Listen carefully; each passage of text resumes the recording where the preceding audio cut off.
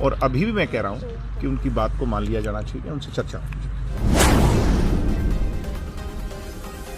सड़कों पर हमारे अपने लोग हमारी अपनी सरकार के खिलाफ अगर उतरे, ये निराशाजनक।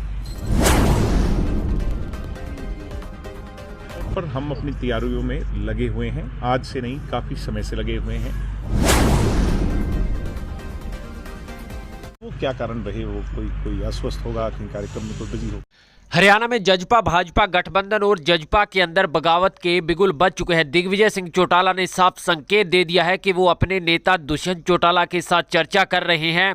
सरपंचों के मुद्दे को लेकर के वो चाहते हैं कि कम से कम सरपंचों को और ज़्यादा पावर दी जानी चाहिए। उन्होंने कहा कि यदि भाजपा सरपंचों की पावर को कम करती है तो दुष्यंत चौटाला को उनका विरोध करना चाहिए। साथ ही दिग्विजय सिंह चौटाला ने यह कहा कि वो और श्रीमती नैना देवी चौटाला सरपंचों के साथ हैं और की लड़ाई में उनके साथ हमेशा खड़े मिलेंगे।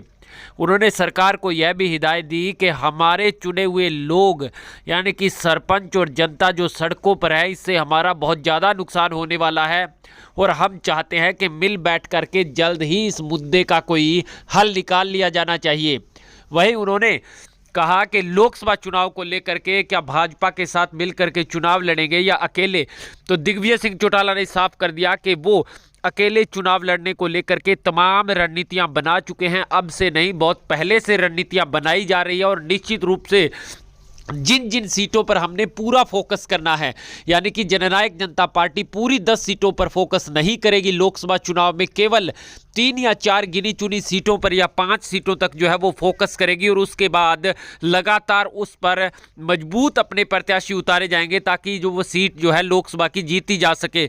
यानी कुल मिलाकर के दिग्विजय सिंह चौटाला ने अब जजपा सरकार की तरफ से भाजपा को बड़ा संकेत दे दिया है कि चाहे आप कुछ कीजिए, आप लगातार कह रहे हैं कि हम लोकसभा चुनाव की तैयारियों को लेकर के संगठनात्मक मीटिंग ले रहे हैं, लेकिन जननायक जनता पार्टी भी बहुत पहले से इस बात को तय कर चुकी है कि अकेले चुनाव लड़ना होगा और अकेले चुनाव लड़ने को लेकर के तमाम रणनीतियां बनाई जा रही हैं। फील्ड के अंदर उतरा जा रहा है। जिन जिन सीटों पर फोकस जजपा को करना है उन सीटों पर फोकस जजपा कर रही है।